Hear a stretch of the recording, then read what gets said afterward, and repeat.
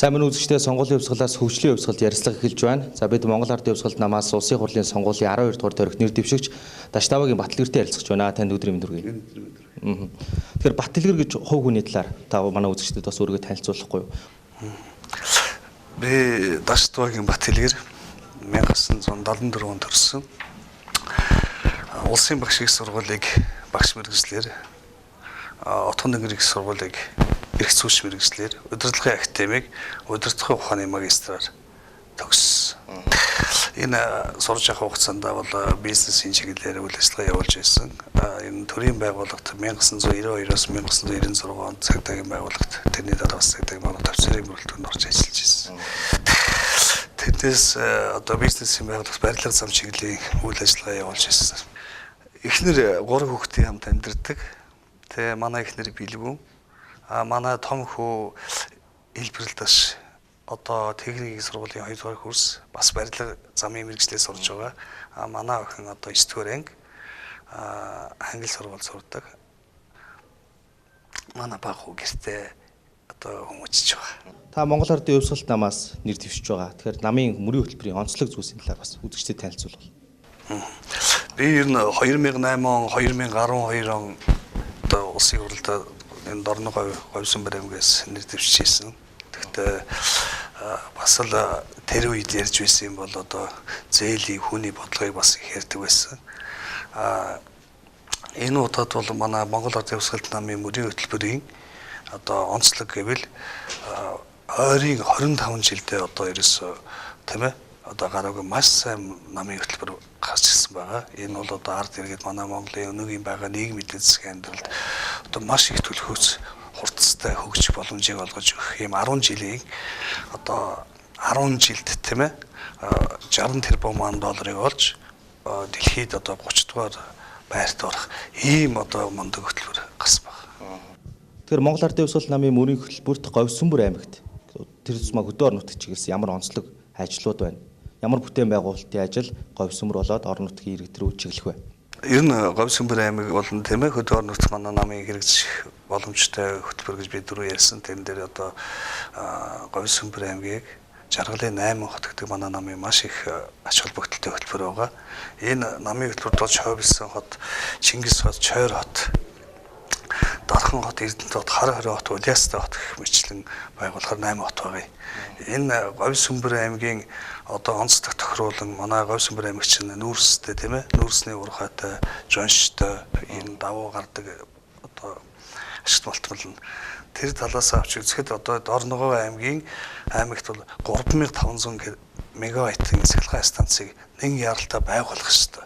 Энийг нь эдийн засгийн маш их ач холбогдолтой юм байна. Яагаад вэ гэхээр энэ станцыг байгуулснаар Говьсөнбөрчүүд тийм ээ хөдөө орон нутаг болон бусад аймагуудад мөн гадаадад одоо бусад дэлхийн орнуудад тоог экспортлох юм боломжтой болж эхлэх юм байна. Энэ тоогийг экспортлсноор ямар ач холбогдолтой вэ? Зөвхөн одоо манайх чинь Говьсөнбөр аймаг чинь төмөр замтай холбогдсон тийм ээ босоо замтай байдаг. Энэ цахилгаан галт хэргийг одоо ашиглаж боломжтой болж байгаа юм л да. Цахилгаансан мянганы төмөр зам гэдгийг одоо манай намын хөтөлбөрт байдаг. Цахилгаансан мянганы төмөр зам. Энэ ямар учиртай гэхээр ерөөсөө энэ түш, энэ шатхуун, энэгээр чинь одоо манай энэ экспортоос орж байгаа импортын барааны бүтээгдэхүүний үн өсч идэг байхгүй тийм ээ. Энэ бүтээгдэхүүний үнийг болгоход ерөөсөө цахилгаан галт хэрэг маш их ач холбогдох болно. Тийм болохоор манай Говьсөнбөрт одоо түшгэлж энэ үрсээр энэ маш хурдтай цахилгаан станц барих хэрэгтэй. 3500 мегаваттын энүүгээр юугаар онцлогтой гэхээр энийг дагаж манай жижиг дунд үйлдвэрүүд Говьсөнбөрчүүдийн жижиг дунд үйлдвэр ажлын байр нэмэгдэх боломжтой. Энэ ажлын байрууд нэмэгдснээр тийм ээ ард иргэдийн амьдрал сайжирна. Өнөөгийн одоо нийгмийн эдийн засгийн байдал ямар хүндээ байгаа вэ? Энд одоо ямар одоо хүнд асуудлууд үүссэн байгаа вэ тийм ээ?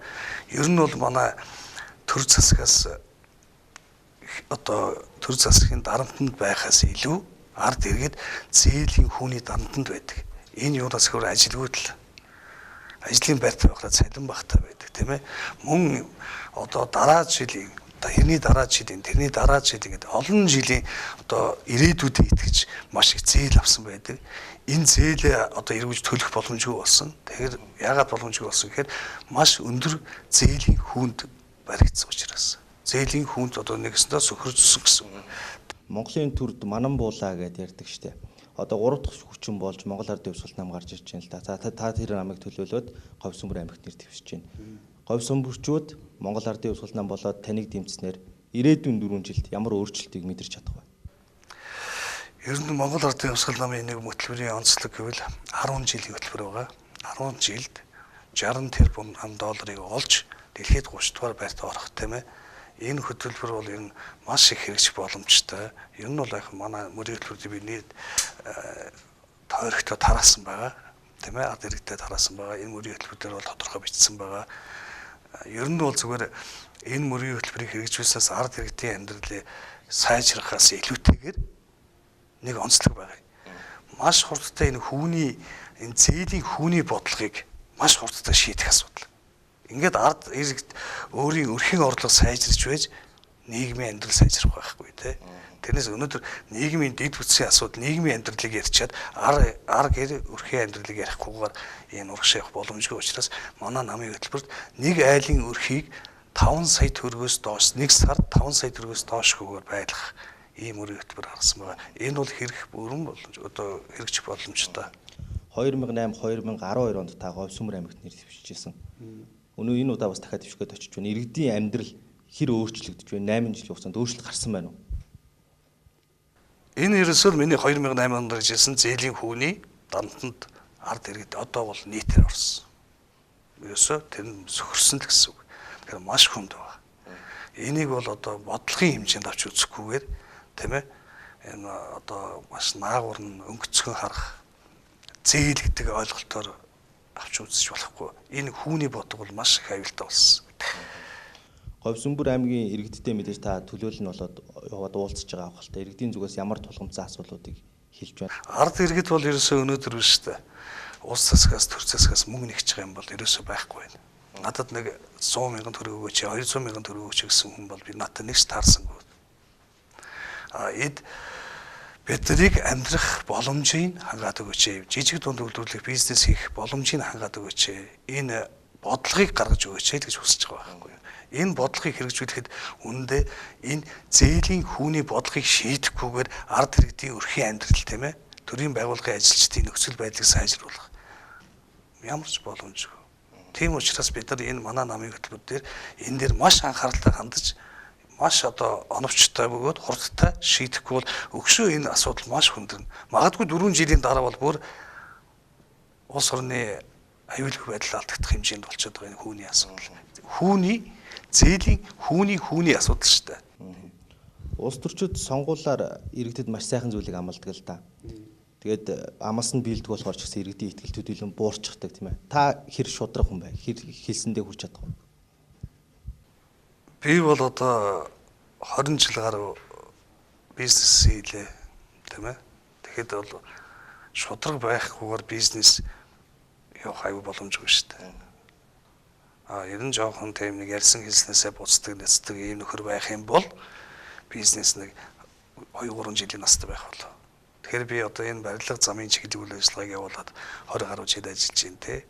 Тэгэхээр миний энэ бас нэг салбарт удаан ажиллаж байгаагийн онцлог бол бас шудраг талтай байсандаа л энэ байр суурийг эзэлж байгаа. Та өөрөө түрүүн бас ярилцлагын эхэнд хуулийн байгууллагад ажиллаж ирсэн гэдээ ирсэн тийм ээ. Энэ бүхнийг иргэд дурсвал. Тэг. Ер нь бол би Дорногов Говьсөнбөр аймагт төрсөн юм л дээ. Хуучин чинь Дорноговын харь байсан шүү дээ Говьсөнбөр аймаг чинь тийм ээ. Тэгэхдээ би яг Говьсөнбөр аймгийн Чойр хотод төрсөн юм. Уугуул иргэн тий. Ер нь Шивэговь гээд Шивэговьд би ажил хөдөлмөрийн гараад яг Шивэговийн гал хунтрах ангиас эхэлсэн 1992 онд. Тий. Эсвэл одоо 24 жил юм. 24 жилийн өмнө Шивэговийн гал хунтрах ангид анх ажилд ороод ингээл ажил хөдөлмөрийн гараг энэ аймгаас эхлээл явсан. Энэ аймгийг хэн нэгэн өөрийн энэ нутгийн хүүхэд хөгжүүлэх ёстой л доо. Яг үн хэлэхэд тийм ээ.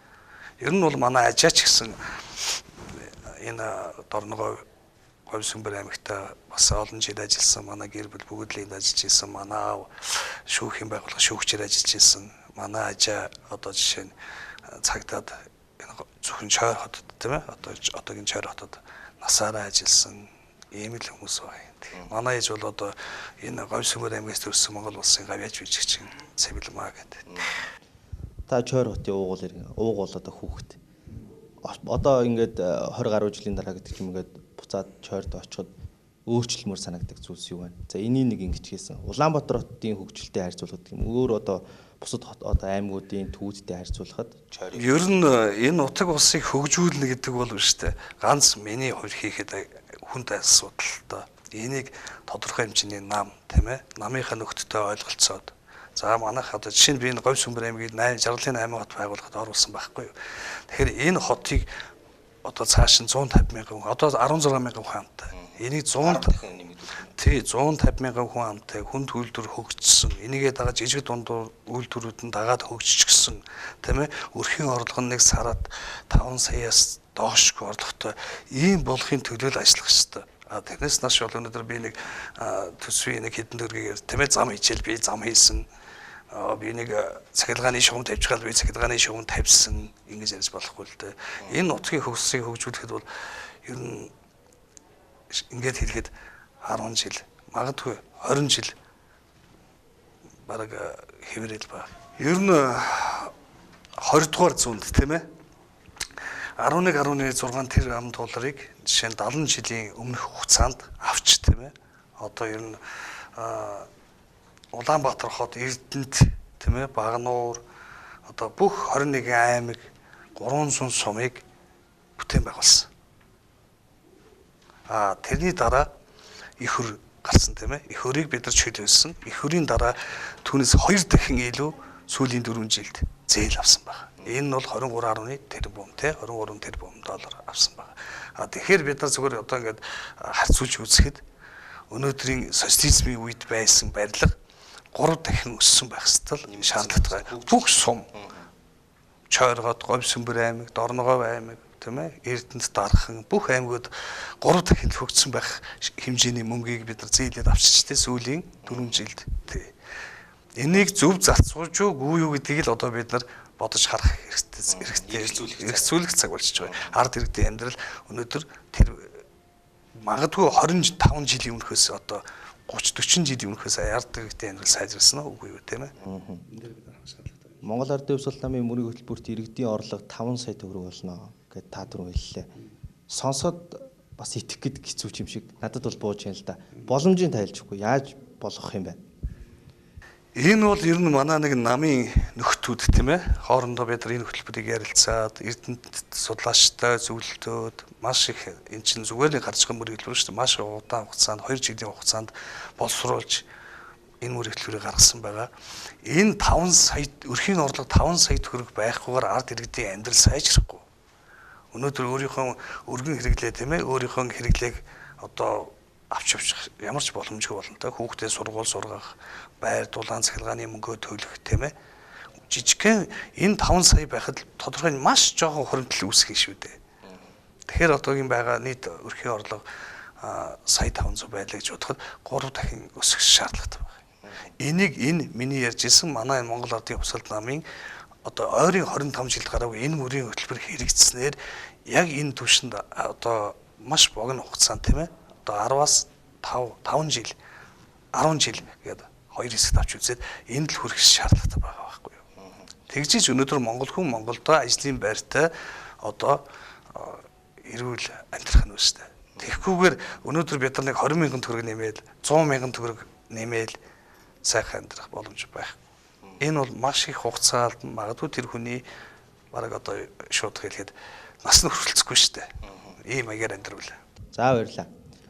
Тэгэхээр сонгуулийн хувьсгалаас хөгжлийн хувьсгал ярилцлагад за улсын хурлын сонгуулийн 12 дугаар тойрогт Говьсүмбэр аймагт нэр дэвшигч Таштавагийн Балтгэр оролцлоо. За таны сонгуулийн ажилд амжилт хүсье.